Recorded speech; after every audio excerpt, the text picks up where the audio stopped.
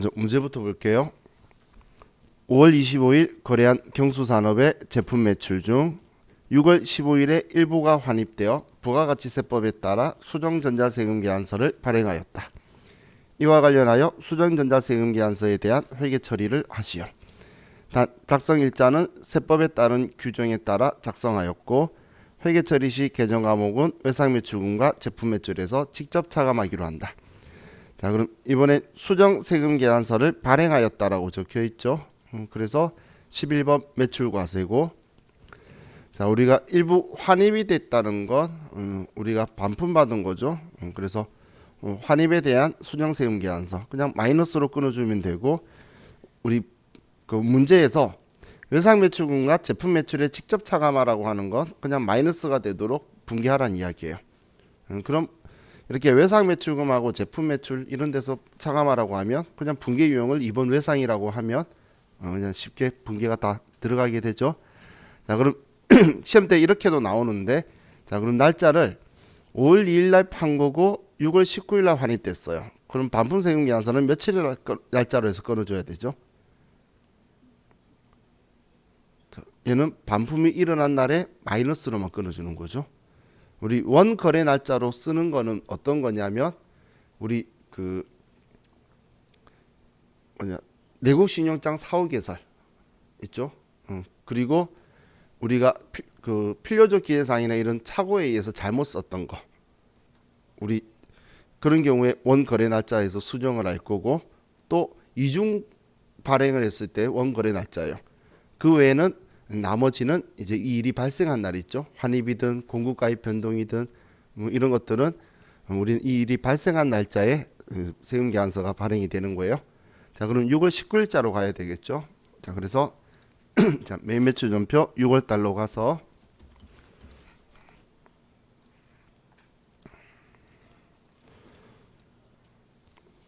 자, 6월 19일 날 세금계산서 발행하는 거니까 11번 매출과세고, 자, 이번에도 매출 환입이 있었어요. 반품 마이너스 700만 원. 자, 거래처는 경수산업이고 전자세금계산서고 외상이다. 이렇게 하면 자, 얘는 끝이죠.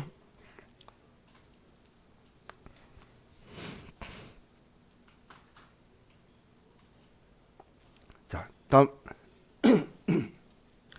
자, 6월 20일 대신무역과 다음과 같은 계약 내용으로 내국신용장에 의해 제품을 납품하고 부가가치세법상 전자세금계산서를 교부하였다.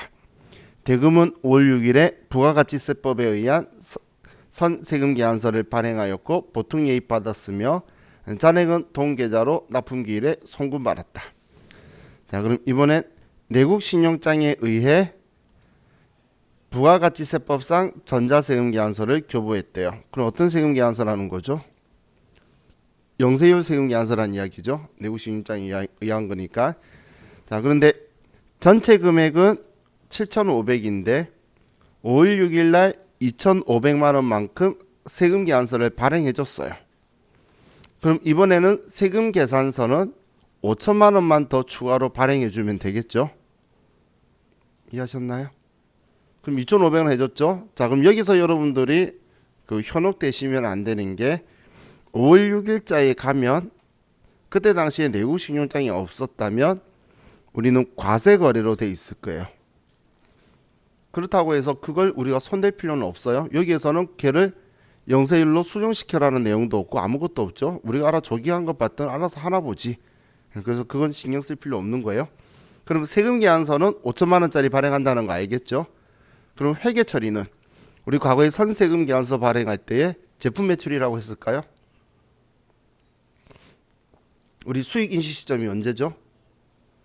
재화를 인도할 때잖아.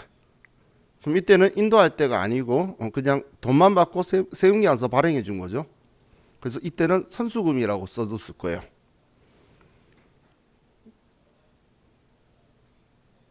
자, 지금 이 이야기예요. 이때 계약금 받으면서 2,500을 발행해 줬는데 대변의 제품 매출이 아니고 선수금이죠. 우리 시험 문제로도 계약금 받고 세금계산서 발행하는 게 나와요. 그러면 제품 매출 시점 인도해야지 그 수익 인식 시점이니까 선수금이라고 제품 매출을 바꿔줘야 돼요. 이때 이렇게 처리해 둔 거예요. 자, 그럼 이런 상황에서 지금 우리가 그럼 지금 6월 20일 날 물건 팔았으면 이제 인도했잖아. 그럼 이때 수익 인식 7,500을 다 해야 되겠죠. 그러면서 선수금 지울 거라는 거예요. 자, 무슨 말인지 이해가시죠? 그럼 이렇게 하자는 이야기죠. 자, 오늘 날짜 6월 20일 날 12번 매출 영세고, 자, 제품을 팔았고 금액은 오늘은 5천만 원짜리 영세율 세금 계산서를 발행하는데 대신 무역이고, 전자세금 계산서 영세율 구분은 3번, 분기는 혼합이라고 해서 이 제품 매출이 오늘은 5천이 아니고 이제 인도했으니까 전액이 7,500이라는 이야기예요. 자, 그리고 차변에 그럼 이 2,500은 이 앞에 선수금으로 우리가 처리했던 2,500을 지워주고, 그럼 나머지 이제 차이 나는 5천만 원을 오늘 보통 예금으로 받았죠. 그럼 보통 예금으로 받았다. 이렇게 처리하면 되겠네요.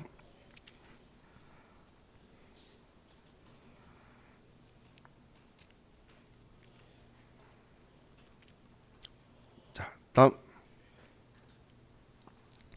6월 21일 당사는 매입한 상품 중 원가 230만 원, 시가 300만 원을 원재료 매입처인 금성상사에 접대용으로 제공하였다. 자, 지금 얘는 과세 유형이 뭐죠? 그렇죠. 간주 공급이니까 14건별이죠. 그죠? 증빙 없는데 간주 공급은 과세 거래다라고 하는데 증빙해 줄 데가 없잖아. 과세 거래에 증빙 없으면 이거예요. 자, 과세 거래니까 부가가치세 신고서에, 자, 우리는 부가가치 신고서에 여기 4번 칸에 들어가야 돼요. 과세 거래인데 정기 영수증 없다. 여기 4번 칸에 들어가게 하려면 과세 유형을 14건별로 쓰는 거예요. 과세 거래인데 증빙이 없는 거. 그래서 여기 들어오는 게 간주 임대료, 간주 공급, 개인한테 증빙 없이 파는 거, 이런 것들이 여기 들어오는 거잖아. 그죠? 그래서 우리는 14건별을 쓸 거고, 그럼 간주 공급이니까 상품이니까 매입세 공제받은 건데 거래처에 줘서 사업상 증여에 걸린 거죠. 그럼 300만 원에 팔았다고 할 거고, 그럼 부가가치세 330만 원하고 상품 230만 원짜리하고 이렇게가 우리는 원재료 매입처 500번대 접대비로 처리가 되겠죠. 자, 그럼 6월 21일 날 우리는 14건별이고 사업상 증여고, 이건 330만 원 쓰면 분리가 될 거고. 자, 원래 일반적으로는 간주 공급은 거래처 안 써요. 근데 시험 때 이렇게 거래처 알려주면 거래처를 써서 답이 나오니까 알려주면 씁시다. 알겠죠? 안 적으면 마음 심란할 거잖아. 그럼 금성 상사, 분기는 혼합. 그럼 제품 매출이 아니고 지금 상품을 줬는데, 자, 재고자산 대변에 가면 우리가 꼭 써야 되는 게 뭐죠? 그렇죠. 타기정으로 대체 적요 8번 꼭 써야 되죠. 그리고 이건 장부에 적혀 있던 상품을 지우는 거잖아. 줬으니까. 그래서 300만 원에 판 게 아니고 230만 원짜리를 줬다라고 쓰는 거죠.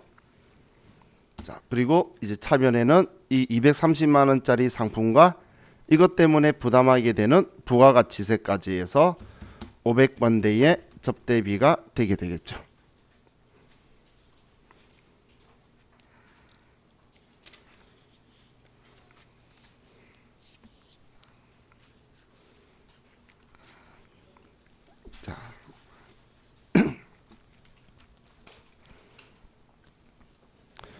자, 다음 6월 23일 당사는 출퇴근 목적으로 사용할 7인승 승합차 스타렉스를 현대자동차에서 구입하고 전자세금 계산서를 발급받았다. 동구입건에 대하여는 인도금 3월 20일 지급한 150만 원을 공제한 나머지는 현대자동차 주식회사와 협약된 국민리스에서 10개월 불안상환 조건으로 차입하여 지급하였다. 자, 그럼 우린 세금계산서를 발급받았죠. 그런데 7인승 승합차면 8인승 이하네. 그럼 매입세 공제가 안 되겠네요. 9인승 이상이 우리는 개별 소비세 면제가 되어서 공제를 받을 수 있죠. 그리고 우린 자동차 구입액은 1650만 원이 될 건데, 자, 우리가 돈은 3월 20일 날 150만 원 줬으면 그때 선급금으로 150만 원 줬겠죠. 그럼 선급금 150만 원 빼고 나머지는 우리는 10개월 분할 상환이니까 미지급금인데 이 돈 현대자동차에 갚아야 돼요? 국민리스에 갚아야 돼요? 리스 회사에 갚아야 되겠죠. 그래서 분기해서 미지급금은 국민리스로 바꿔줘야 되겠네요. 세금계산서 받은 건 현대자동차니까 위에 상단부는 현대자동차고 우리 분기해서만 국민리스라고 변경해 줄 거예요. 자, 그럼 죄송해요. 돈 빌려서 줬네. 미지급금이 아니라 차입금이죠. 그리고 10개월 분할 상환이니까 단기 차입금이라고 해야 되겠네요. 자, 그럼 6월 23일 날 54번 불공 스타렉스를 샀고 1,500만 원의 별도 거래처는 현대자동차.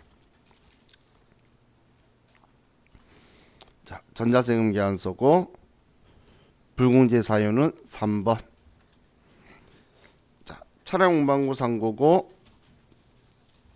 대변에 선급금으로 150만 원 줬던 거 제외하고 나머지는 우리가 10개월 분할 상환하기로 단기 차입금 국민리스다. 이렇게 거래처를 써줘야 되겠죠.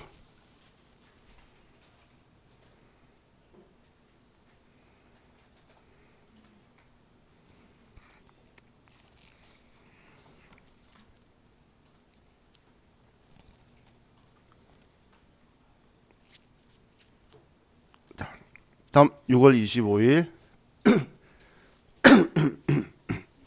자, 본사 건물에 대한 수해 방지 공사를 주식회사 효성건업에 의뢰한 후 대대적인 개축을 실시하고 전자세금 계산서를 발급받았다. 공사 대금 1,870만 원 부가세 포함 중 870만 원은 현금 지급하고 잔액은 월말에 지급하기로 하였다. 자, 세금 계산서 받았고 이번엔 수해 방지 공사니까 우리는 불공제 사유에 들어가지 않죠. 우리 본사 건물 수해 방지 공사니까. 그래서 51번 매입과세고, 자, 건물 개축했어요. 개정강 뭐라고 써야 되죠?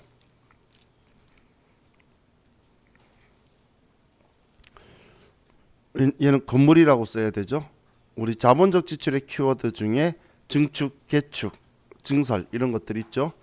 그래서 건물이라고 처리할 거고, 자, 870 현금, 그럼 나머지 1,000만 원은 미지급금 이렇게 나오겠네요.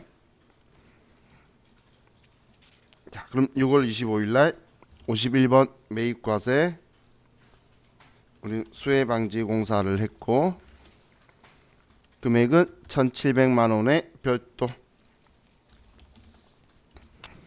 거래처는 효성건업이고 분계는 혼합. 우리는 얘 건물로 자본적 지출이라서 건물이라고 처리할 거고 대금 지급은 현금으로 870, 나머지는 미지급금이다.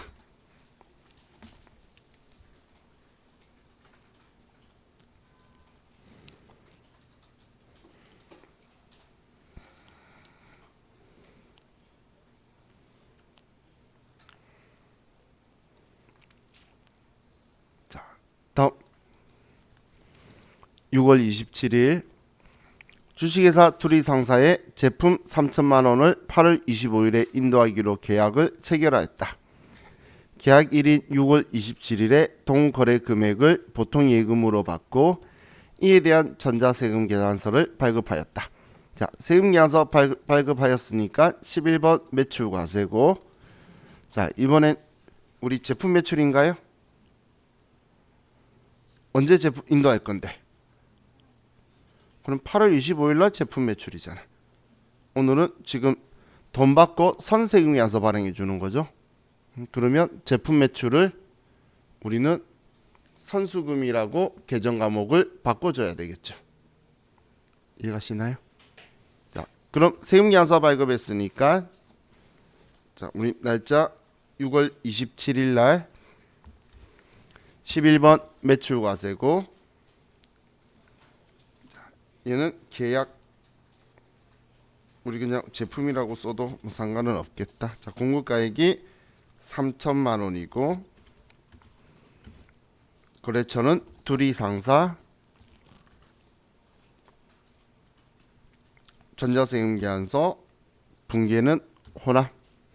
그럼 지금 수익인시 시점이 아니기 때문에 선수금이다라고 쓸 거고, 차변에 우리는 보통 예금에서 지급했다 이렇게 써줘야 되겠죠.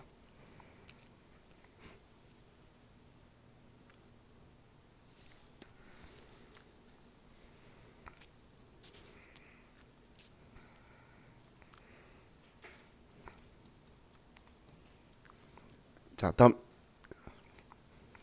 6월 28일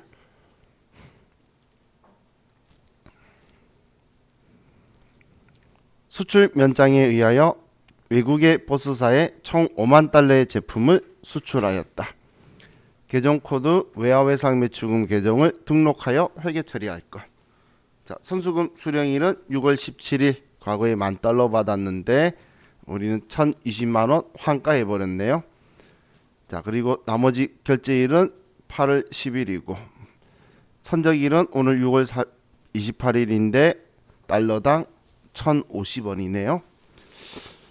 자, 그럼 먼저 우리 계정과목 및 적요 등록 가서 외화외상 매출금 일반으로 계정과목을 먼저 등록해야겠어요. 자, 그러면 먼저 회계관리에 계정과목 및 적요 등록을 가서 자, 127번이라고 치면 사용자 설정 계정과목 빈칸이네요. 여기에 외화외상 매출금으로 쓰고, 얘는 그냥 성격은 일반.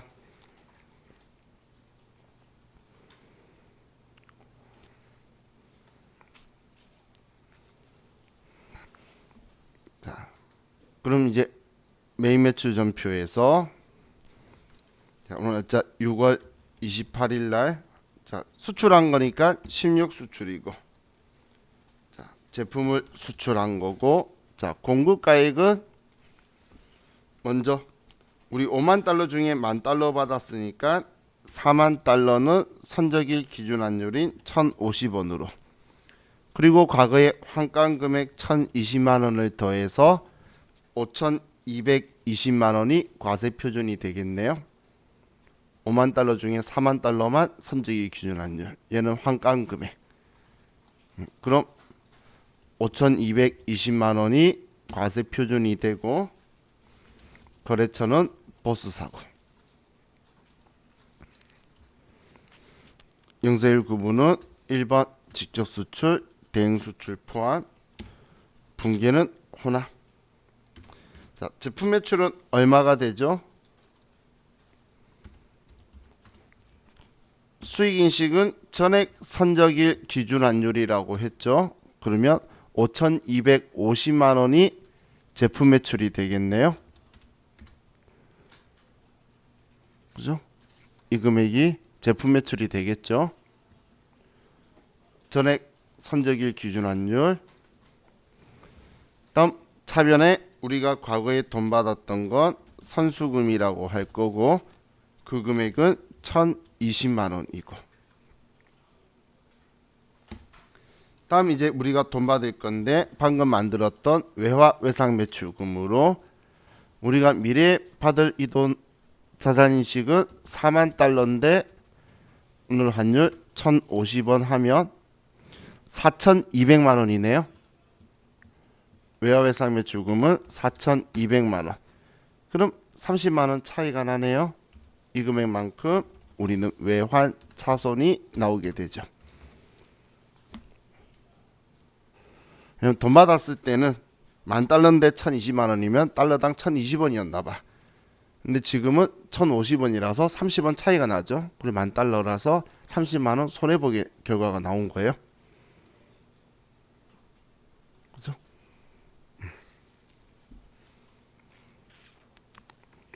자, 다음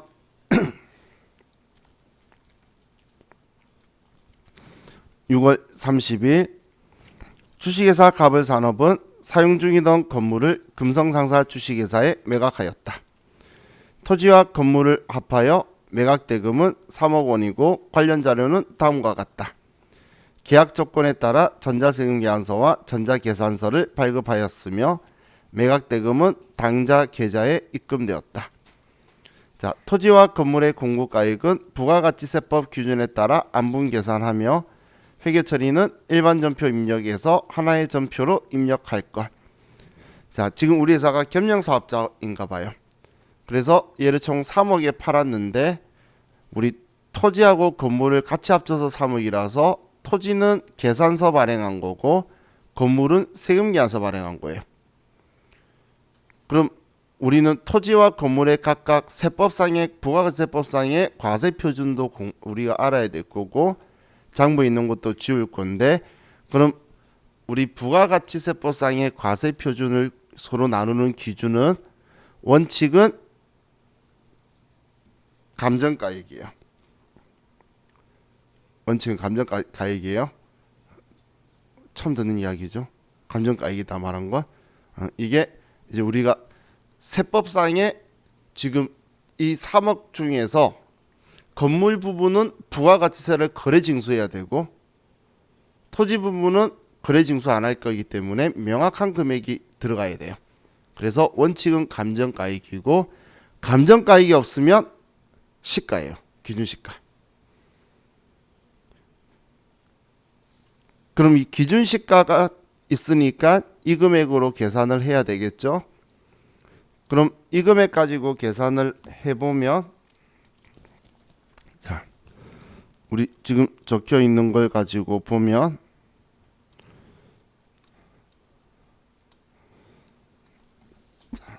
토지 부분을 보면 총 금액이 3억 원인데, 그런데 지금 기준 시가가 2억하고 4천이죠. 그럼 토지 부분은 2억이고 2억 4천 이렇게 하면 안분 되겠죠. 2억 4천 중에 2억은 토지, 2억 4천 중에 4천은 건물. 저는 여러분들 알아보시라고 이렇게 쓴 거고, 계산기 쓸 때는 저는 24분의 20이라고 쓸 거예요. 이거 7개 떼고 얘 7개 떼도 똑같은 결과일 거잖아. 우리 안분할 때 제일 좋은 방법이 얘 둘이 비율대로 나눌 거죠. 그럼 얘 둘이 합치는 거예요. 3개면 3개를 합치는 거야. 그래서 분모에 두고 분자에 자기 숫자 넣으면 돼요. 그죠?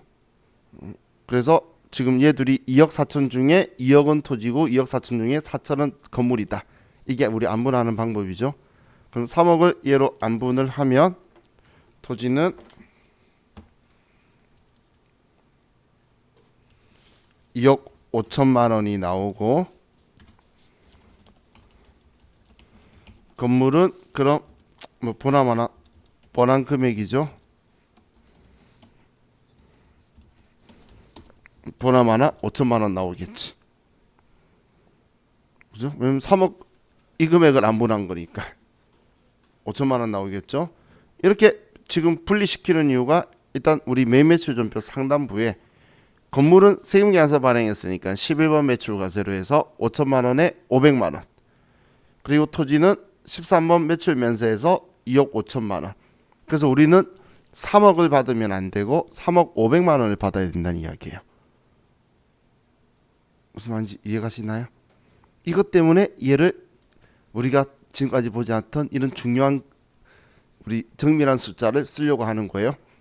그럼 우리 토지부터 먼저 쓰면, 자, 6월 30일 날 13번 매출 면세고 토지 금액은 방금 2억 5천만 원. 거래처는 금성상사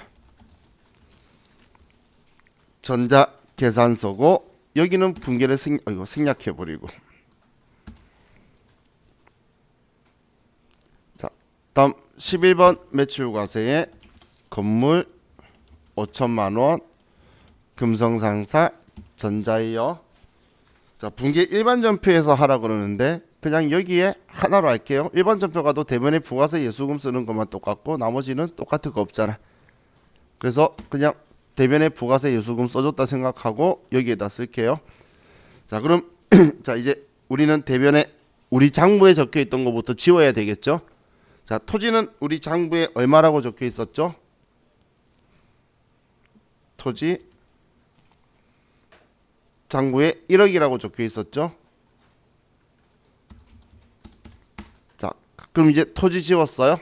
자 그럼 건물은 우리 장부에 어떻게 적혀 있었죠? 취득원가 얼마? 8천. 감가상각 누계액은 얼마? 3,500이겠죠. 장부 금액이 4,500이라는 건. 그럼 대변에 건물 8천만 원, 차변에 건물의 감가상각 누계액 3,500만 원 이렇게 써줘야 우리 장부에 있던 거를 전부 다 지우게 되죠. 그죠? 이해가셨나요? 왜 3,500인지? 그럼 이제 돈 받는 거 써야지. 이 돈을 당좌 예금에 받았대요. 얼마 받아야 된다라고 했죠? 땅하고 지금 건물 다 회계 처리하잖아. 총 얼마 받아야 되죠? 3억 500만 원 받아야 되죠. 자, 그럼 위에 1억 5,500만 원 이익이라고 플러스 떴네요. 대변에 유용자산 처분 이익이다라고 써주면 되겠죠. 왜 1억 5,500 이익이죠? 지금 우리 토지하고 건물의 장부 금액이 총 얼마야? 문제 토지하고 건물의 장부 금액 1억 4,500이죠. 다 합쳐서. 근데 우리 얼마 받고 팔았어요? 둘 합쳐서 3억 받고 팔았잖아. 그러니까 1억 5,500 이익이라고 나와야지. 장부의 결과는 그냥 우리가 생각할 수 있는 정확한 결과가 그대로 나오는 거예요. 방금 제가 이야기한 거는 우리 생각할 수 있는 거죠. 둘이 합쳐 장부에 1억 4,500 적혀 있는데 우리는 3억에 팔았으니까 우리는 1억 5,500만 원 이익이라고 나와야 되고 우리는 분계 장부에 이렇게 쓴 거예요. 자 이렇게 하면 이제 매입 매출 전표 끝났고 부가가치 생각했더니 결산이다. 그죠? 자 그럼 이제 241페이지에 결산을 봅시다.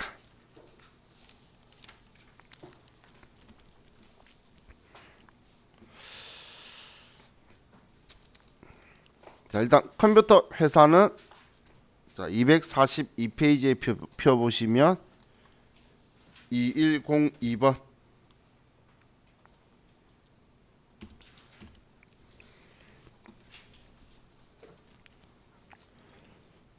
자 우리 수동결산 자동결산 선택하는 건 여러분 자유예요. 뭐 어떻게든 자동결산을 이용하든 결산자료 입력을 그리고 직접 분계를 하든 어떤 거 써든 간에 12월 31일 날 수정 분계만 들어와 있으면 우린 정답이죠. 자 그럼 자 우리 자동 결산 할 수 있다라고 이야기하는 건 이런 것들이죠. 우리 지금 결산이라는 건 우리는 기말 수정 분계를 이야기하는 건데 수동 결산은 우리가 직접 기말 수정 분계를 입력하는 거고 자동 결산이라는 건 우리가 결산 자료 입력이라는 메뉴를 이용하여 기말 수정 분계를 하는 거죠. 그죠? 그럼 여기에서 중요한 거는 이 결산자료 입력이라는 메뉴 때문인데 결산자료 입력이라는 메뉴는 전표 입력된 거를 모두 다 불러올 거예요. 그렇기 때문에 무조건 우리는 수동 결산을 먼저 선행을 해야 돼요.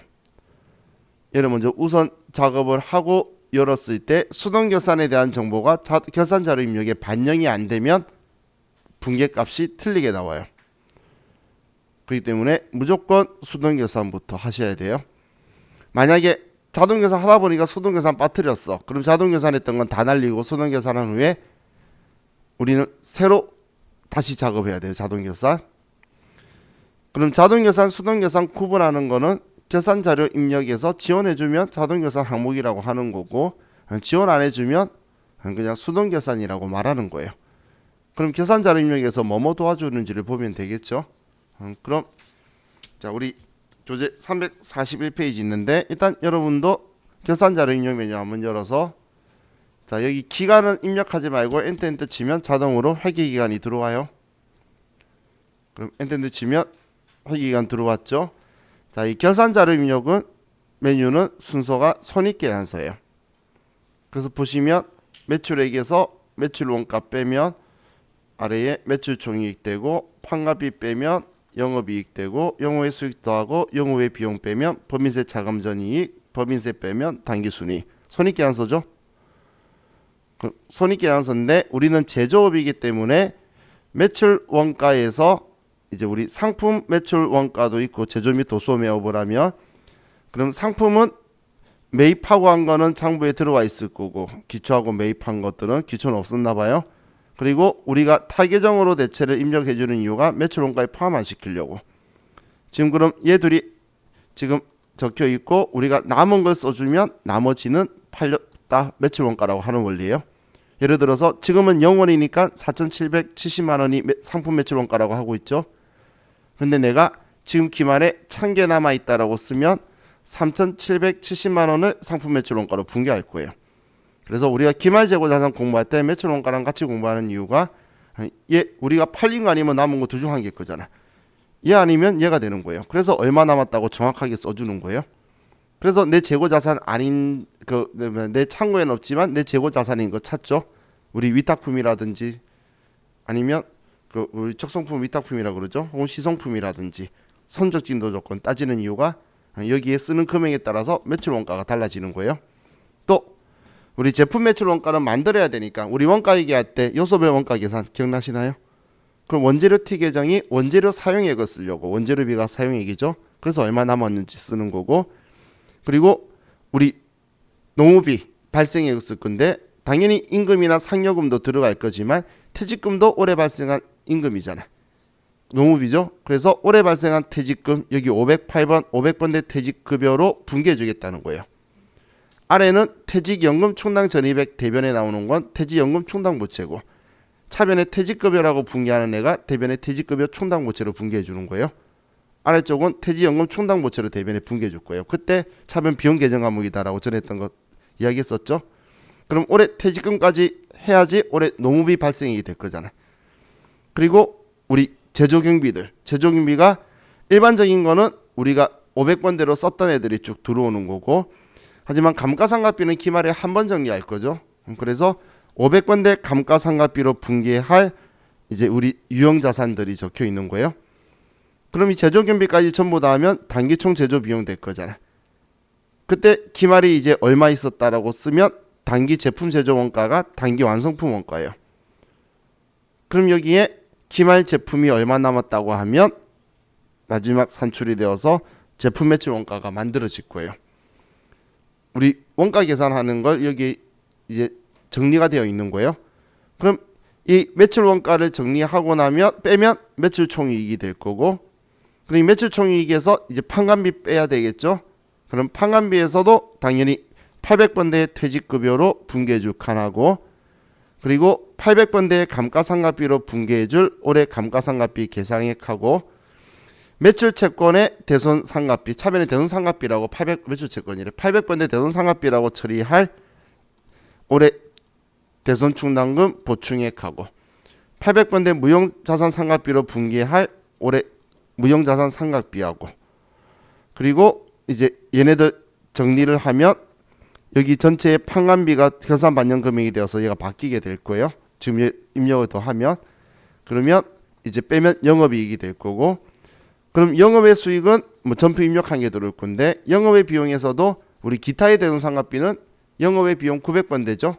그럼 기타 대손상각비로 보충할 대손충당금 설정할 금액을 쓰면 영업외 비용을 빼게 될 거고, 그럼 법인세 차감전 순이익 되는데, 우리 K랩은 법인세 정리하는 선납세금은 지금 계산전 금액은 장부 금액을 보여주는 거예요. 이걸 어떻게 하겠다는 게 아니에요. 장부에 이렇게 입력되어 있다고 보여주는 거예요. 그럼 이 금액을 우리는 이제 상계시키는 분계를 시킬 거면 그대로 금액을 써주면 돼요. 선납세금을 법인세로 분계할 거면 얘를 그대로 써줘야 되고, 그럼 나머지는 총 법인세 중에서 내년 3월 달에 낼 거 미지급 세금으로 분계할 걸 추가 계산하기 쓰는 거예요. 그러면 이제 얘는 당기순이익이 나오게 되겠죠.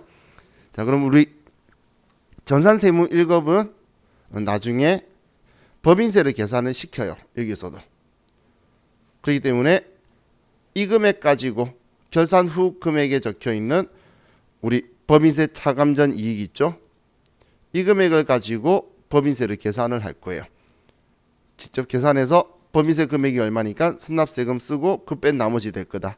그럼 이 값을 우리가 직접 계산을 할 거다라고 보시면 돼요.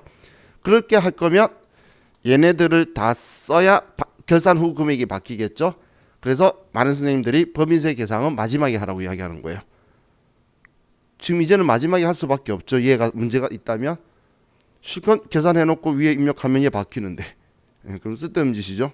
그래서 자, 얘를 하게 돼요. 그럼 지금 여기에서 지원해 주는 것들 가지고 보면, 자, 첫 번째가 기말 재고 자산 입력하는 거는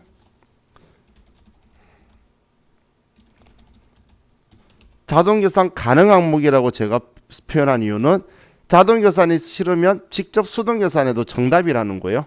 꼭 결산 자료 입력 메뉴를 써야 되는 게 아니에요. 얘는 자, 그럼 자동 결산 가능한 게 우리가 기말 재고 자산 입력하는 건데, 얘가 다른 말로 하면 매출 원가 산정하는 거죠. 기말 재고 자산 쓰는 이유가 매출 원가를 쓰려고 하는 거예요. 그럼 여기에서 자, 우리는 입력할 때 무조건 이제 실제 재고를 쓸 건데, 먼저 감모 손실에 대해서 보면, 자, 감모 손실은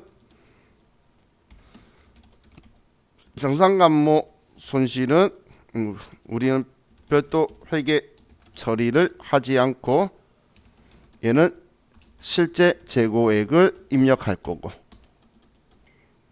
비정상 감모 손실은 우리는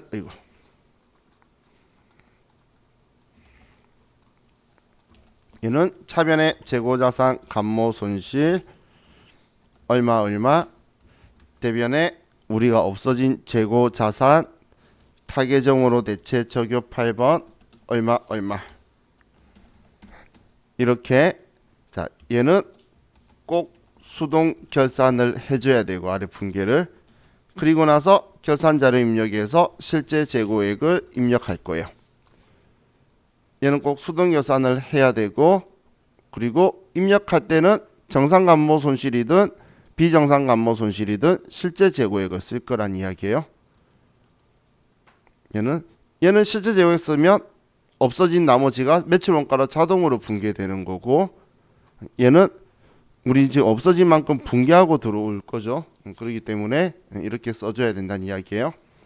또 평가 손실을 보면, 자, 평가 손실은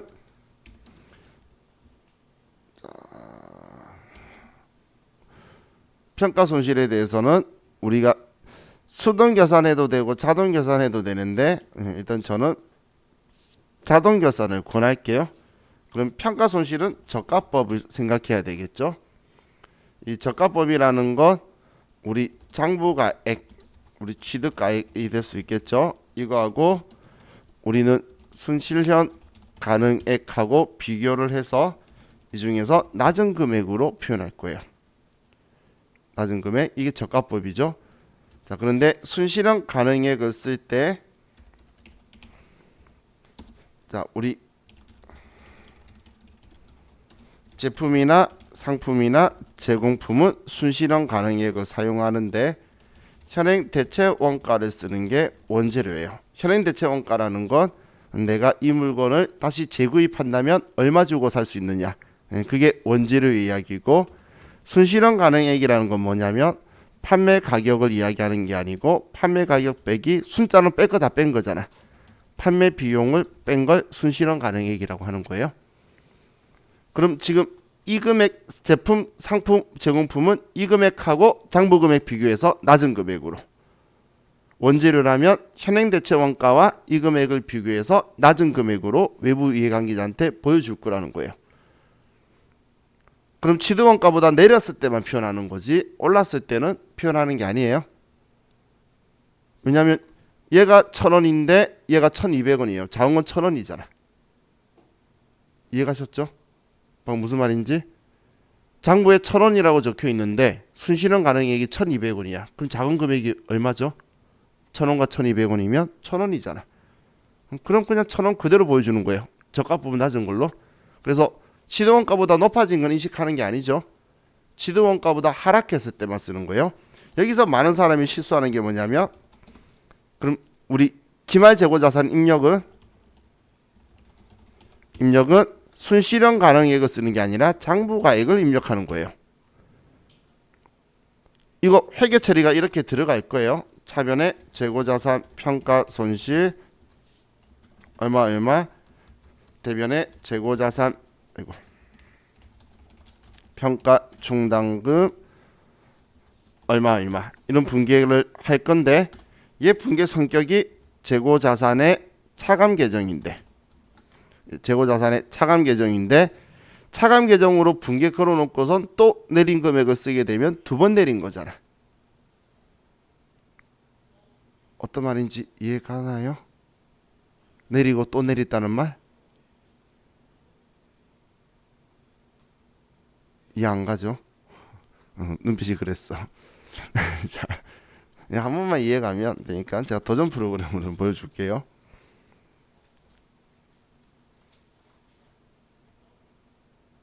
얘 또 왜 이렇게 느려? 제가 도전 프로그램 들어간 이유가 아무것도 별로 데이터가 없어요.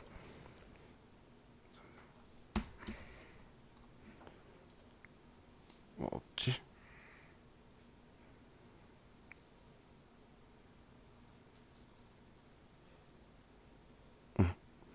자, 지금 상품이 140만 원치 있네요. 지금 보면 계산자료 입력에, 자, 지금 상품이 기초가 100만 원, 단기 상품이 200만 원 있죠. 자, 그럼 이 타기정 대체 잡혀 있는 거는 잠시만요. 지워버리고,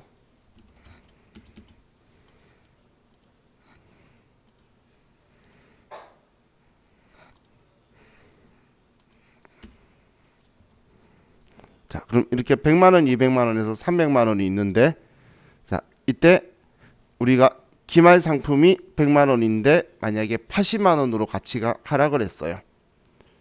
그러면 자, 우리 상품에 대해서 원래 그 분계를 하려고 그러면 계정 과목을 만들어서 쓰는 거예요.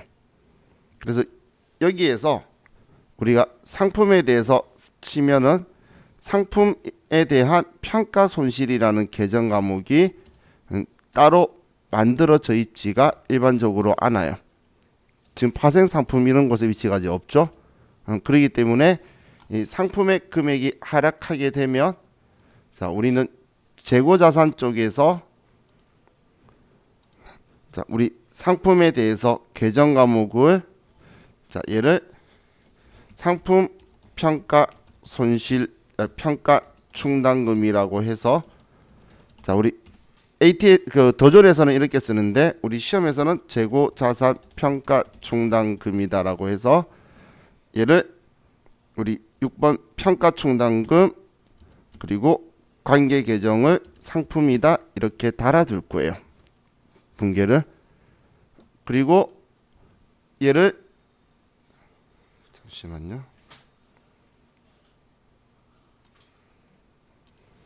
자, 매출 원가에 가산할 거라서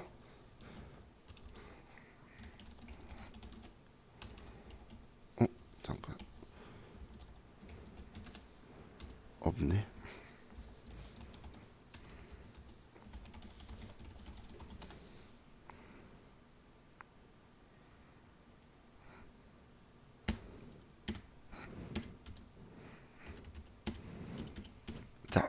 이렇게 제가 분계를 만들어 두면 계산 자료 입력에 들어왔을 때 제가 잘못 만들었나? 죄송해요. 얘가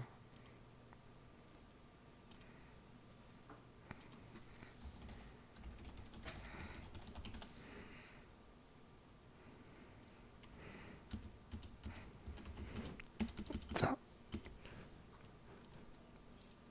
평가 손실이 있을 때에 왜 안 나와?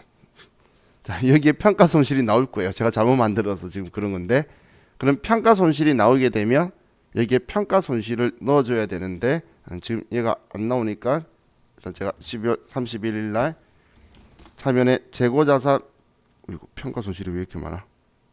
방금 쳤을 때는 없더니만. 잠시만요. 이게 제가 방금 만든 거죠. 그래서 안 맞춰졌구나. 잠깐만, 죄송해요. 아, 여기 있네.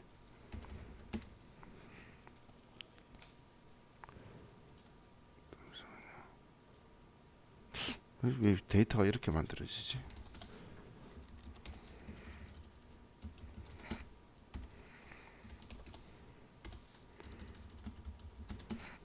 자, 이렇게 분계를 하면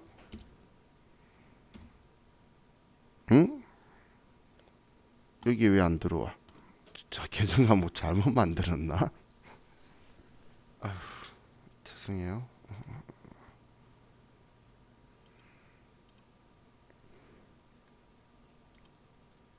맞는데 왜 안 만들어져? 죄송해요. 지금 우리 거에 평가 손실 있나? 문제가? 죄송해요. 이거 가지고 좀 볼게요. 우리 거 깨끗한 거 가지고 하려 했다가 망했어요.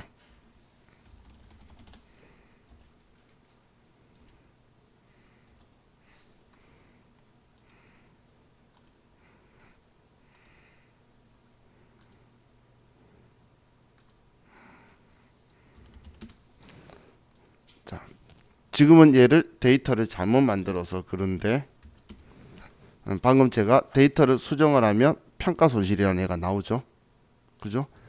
근데 지금 여기에서 지금 제가 기말 상품 재고액이 예를 들어서 1000만 원이 있어요.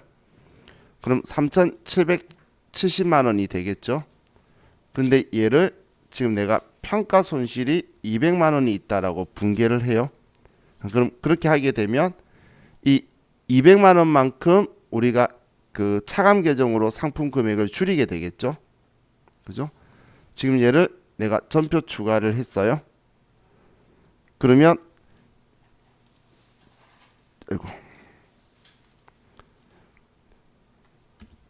재무 상태표에 봤을 때 우리 상품이 1000만 원인데 200만 원 달아서 800이라고 보여주죠. 지금 이 표현 의미 이해가시나요? 지금 1000만 원짜리인데 지금 순실현 가능액이 800이라고 하면 200만 원을 방금 써주니까 계산자료 입력에다가 1000만 원이라고 하고 200만 원 써주면 얘가 지금 이렇게 800만 원이라고 인식을 하죠. 그런데 지금 내가 만약에 이걸 200만 원 평가 손실 분계시키면서 또 줄여가지고 순실현 가능액인 800만 원이라고 쓰면 전표 추가했을 때에 두 번 줄이는 효과가 나오기 때문에 재무상태표에서는 그러면 두 번 줄여서 얘가 800인데 200 줄어서 600이라고 보인다는 이야기예요. 그럼 난 지금 평가충당금이라고 해서 차감 계정 달아놓고선 또 줄인 거잖아. 실제 재고액, 장부 금액을. 그럼 두 번 줄이게 되겠죠. 그렇기 때문에 지금 이 평가 손실에서는 이 분계가 되도록 방금 지금 제가 여기 결산 자료 입력에 200만 원 쓰고 전표 추가를 하면 일반 전표 12월 31일 날 지금 여기에 이 분계가 자동 분계 결산으로 분계가 들어왔기 때문에 제가 지금 반영되고 있는 거예요. 그래서 제가 얘 수능 계산이라고 안 적었잖아. 시험 때 무조건 얘가 글자가 있을 거예요. 평가 손실이 있는 문제는. 지금 우리 백데이터를 지금 잘못 만들어 둬 가지고 얘가 없기 때문에 제가 얘 나오도록 방금 하다 실패했던 거였어요. 그래서 얘 나오면 지금 이렇게 써주면 분계가 자동으로 들어가니까 자동 계산하는 게 편하겠죠. 그럼 이때 쓸 때 금액을 제가 지금 장부가액을 입력하라는 거예요. 감호손실은 실제 재고액을 쓰는데 평가손실은 우리는 장부가액을 입력하는 거예요. 얘는 내린 금액, 없어진 금액 빼고 쓰는 거고, 감호손실은 얘는 우리 가치가 내린 금액을 쓰는 게 아니고, 얘는 기존 장부 금액을 쓰면서 내린 만큼은 회계 처리를 해서 장부에 인식하도록 그냥 분개로 처리를 해버린다는 이야기예요. 지금 방금 화면 재무 상태표 보니까 어떤 말인지 이해가시죠? 왜 장부 금액을 쓰라는 건지. 방금 1000만 원인데 지금 방금 제가 예를 든 게 이거였죠. 만약에 장부 금액이 1000만 원이고 순실현 가능액이 800만 원이라고 했을 때 우리는 200만 원만큼 이 금액을 분개를 할 건데, 그러면 컴퓨터에 기말 재고자산 입력할 땐 1000만 원이라고 써야지 우리 재고자산을 800이라고 인식하게 되는 거지. 800 쓰면은 800 쓰고 이것도 하면 600이 될 거란 이야기예요. 그렇기 때문에 이 1000만 원을 우리 계산자료 입력에 써주란 이야기예요. 어떤 말인지 이해가시죠? 자, 괜히 제가 엉뚱한 짓 해가지고 한 5분 날렸네. 자, 우리 쉬었다가 지금 18분이네. 쉬었다가 하도록 합시다.